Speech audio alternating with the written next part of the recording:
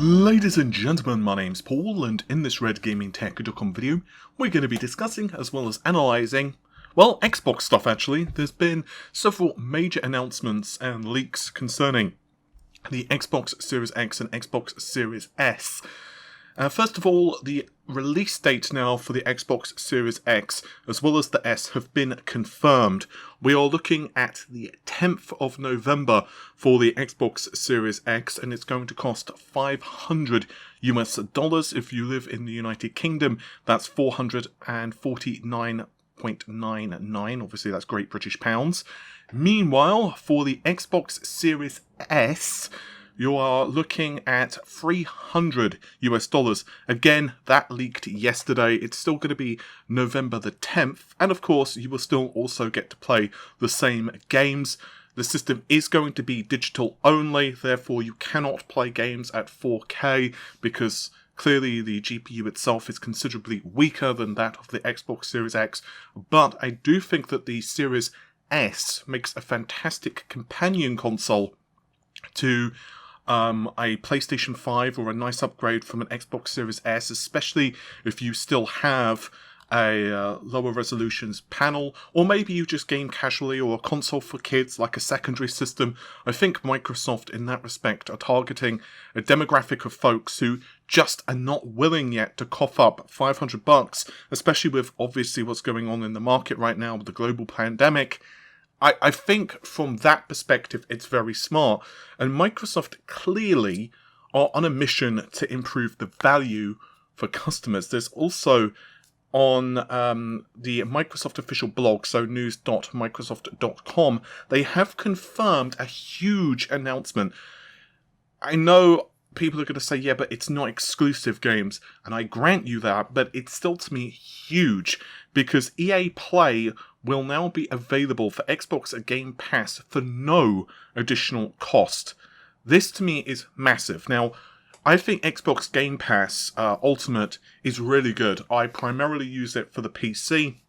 And of course, you've got games like Gears Tactics and Gears 5 and Halo and whatever else on it. And there are tons of games that are on this thing, and there are some pretty fantastic ones too, might I add. But Electronic Arts have actually confirmed they will be providing games for the Xbox Game Pass Ultimate. This is for both the Xbox console as well as PC, and it's going to be starting in the holiday season. So whether that's exactly at the same time as the release of the consoles or whether it's going to be later, we don't know. So what do you actually get? Well, it basically means with EA Play, you get, well, just a crap ton of games.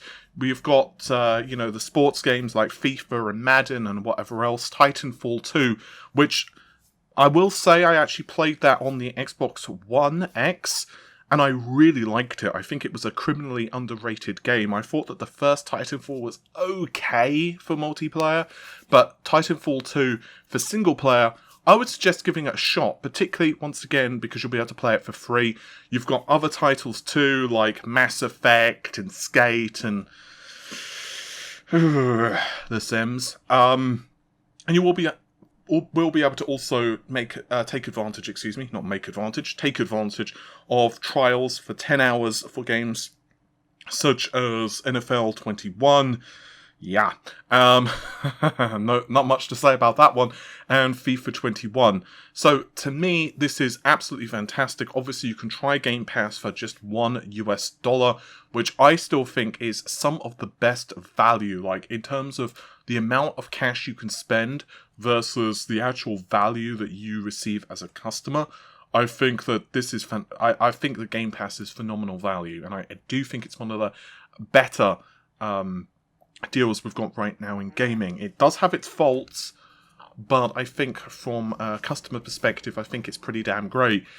However, that's not the end of this. There's also a rumour that the Xbox Series X, as well as Xbox Series S, will have, of course, expansion. We know that, of course, Microsoft have confirmed it, but allegedly, the cost of this thing is going to not exactly be cheap. You're looking at just over $200 for 1 terabyte of SSD storage. I will put a couple of notes before we put a pin on that. The first is it's assuming this is true, and B, assuming that price is correct. For example, it could be a real image, but it could be a placeholder. I would take that with a massive grain of salt, as is.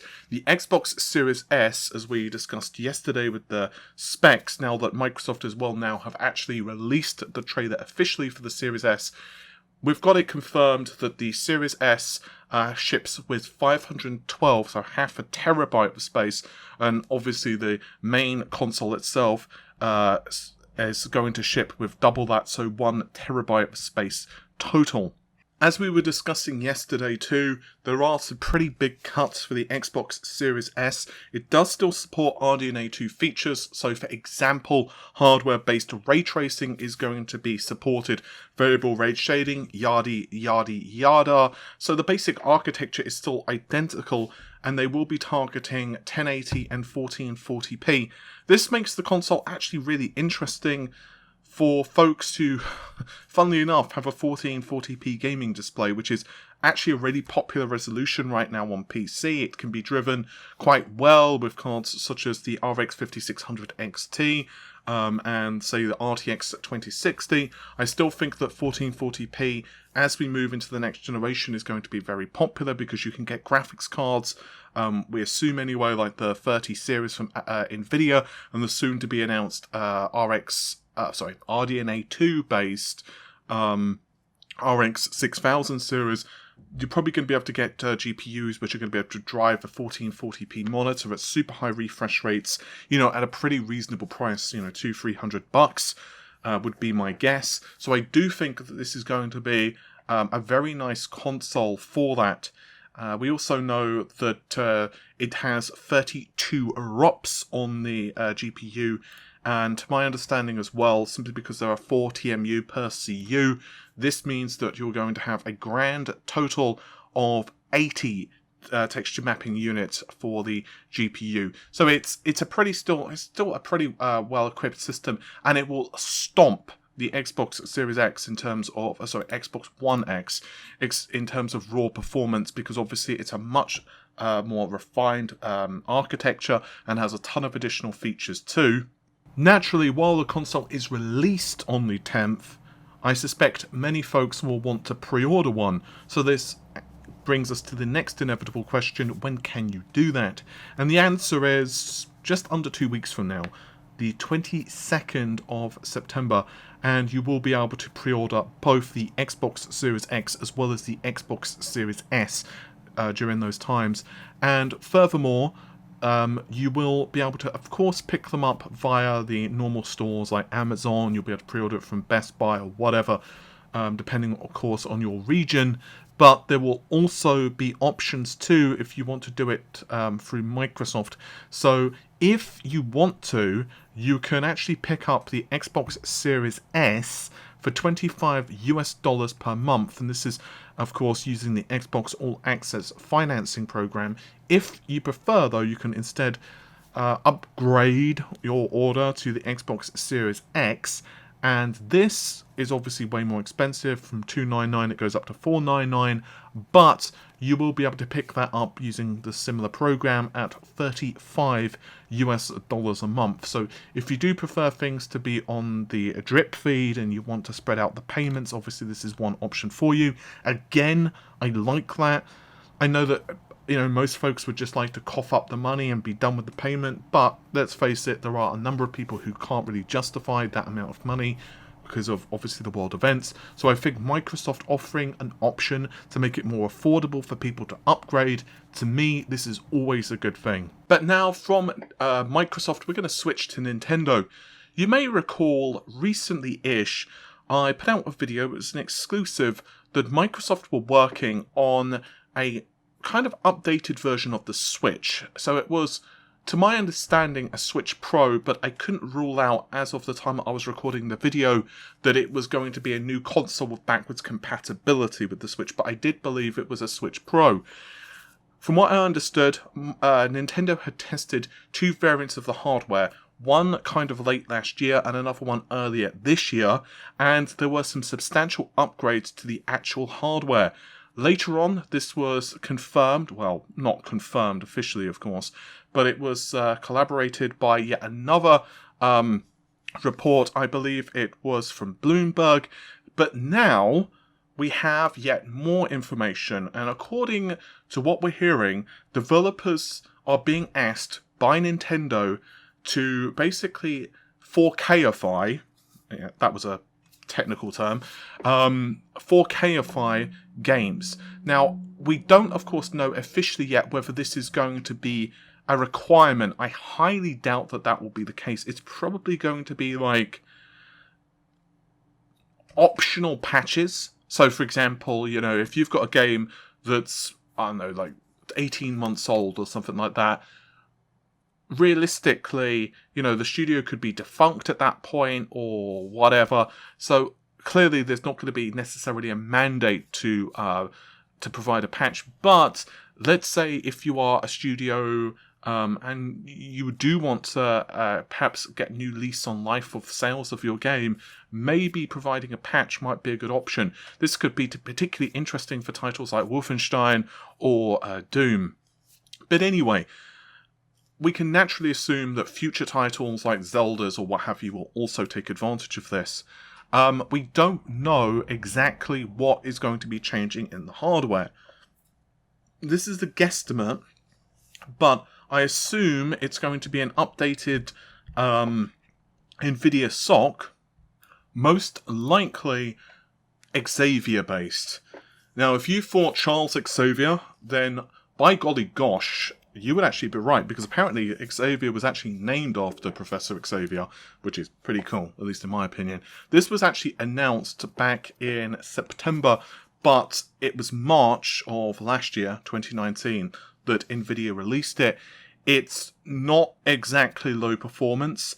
We are still looking at, of course, an amalgamation of NVIDIA's GPU architecture with ARM processors, but they are custom caramel cores. We are looking at 512 CUDA cores, which runs at 1.4 teraflops of performance. There are a couple of different configurations of this. Ironically, the model number is NX15 and NX10, with the 15 watt variant obviously having higher performance because it's got higher clock frequencies. But I think those are the most likely options. There is also a T194, which does have a larger number of GPU cores enabled. If I am guessing, based upon what Nintendo have done historically, we are not going to be looking at a drastic change to the architecture. We're going to look at probably some tweaks, some changes, maybe some small customizations to enable the CPU to backwardly can be compatible with older architectures. Another possibility, technically speaking, would be Orin. Orin was announced in 2018. This was back in March 2018. But it hasn't exactly been released yet in large quantities, and that's to put it extremely mildly.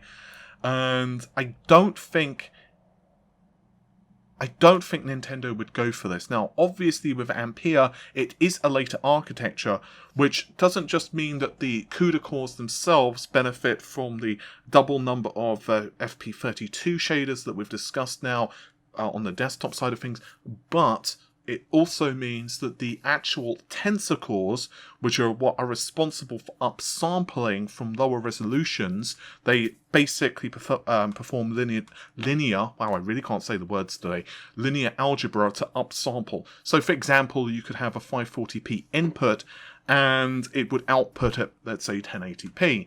So you can see how this would be very smart for a console. Now, there are some power there are some power requirements for that. The tensor cores do take a small amount of juice, but it's still, you know, there's no way in hell that they're going to be able to pack in enough CUDA cores in a mobile SoC to be able to run games at 4K. It's just not going to happen. So if they are targeting 4K, the only logical option would be to have a GPU configuration that's let's say the NX15, which is also possible. I can't remember what process it's being developed on. I think it was 12nm. So they could actually use a enhanced process. Obviously, TSMC are creating the Xavier SoC on the 12nm process, but Nvidia currently with Ampere are using Samsung's 8nm process, so there is some room there if they did want to change that. I'm not saying they will. If they did, however, that there would be even greater power savings. So I think that Nintendo being able to create something like this would make an awful lot of sense. They would also honestly just get a ton of additional performance from cranking up memory bandwidth. The Switch had, well, okay, I was about to say it had two main weaknesses, but there's actually several weaknesses. The two main ones, though, were CPU performance as well as memory bandwidth. Often, even when you're overclocking, a couple of folks like Modern Vintage Gamer did some Switch overclocking, and even if you crank the CPU and GPU clock frequencies up through the roof, it doesn't in all instances make enough difference because you can't get enough bandwidth. So better caching on the chip could help there, but realistically, I think that there's a good chance that we're going to see an increase in memory bandwidth across the board for the Switch. I think it's going to be really cool.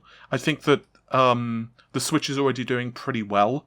I don't think that the Switch Pro is going to handle hardware-based ray tracing.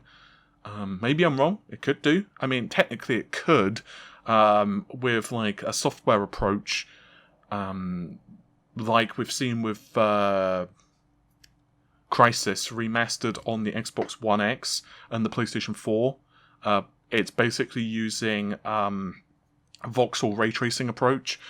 But if I had to guess, instead, because that's still quite expensive, so if I had to guess, we're probably instead going to just see traditional graphics, because after all, that's what Nintendo does really well. I think that this is going to be phenomenal for both handheld mode, but it's also going to be pretty spiffy as well for a docked console. Just for example, you could have a decent 1080p screen, perhaps with higher refresh rates as well. You could easily do some pretty cool stuff with that on the actual console itself, but if you're docking, naturally that also gives you a ton of options. Matt Hargett, who is a former Sony employee, he's now working at Roblox, NXG, Michael and I actually had a podcast discussing some possible configurations of the Switch. Obviously now we do know that it's 4K based. Well, no is a kind of strong word, but you know what I mean. So some of it is still pretty relevant. So if you're curious on how to create your own Switch and some of the thought processes in it, then you can check out that video. I basically acted as kind of the person asking questions, and for a change let them speak a lot. But with that said, thanks very much for watching the video. The normal stuff, like, share, comment and subscribe, and I'll see you soon. Take care of yourselves. Bye for now.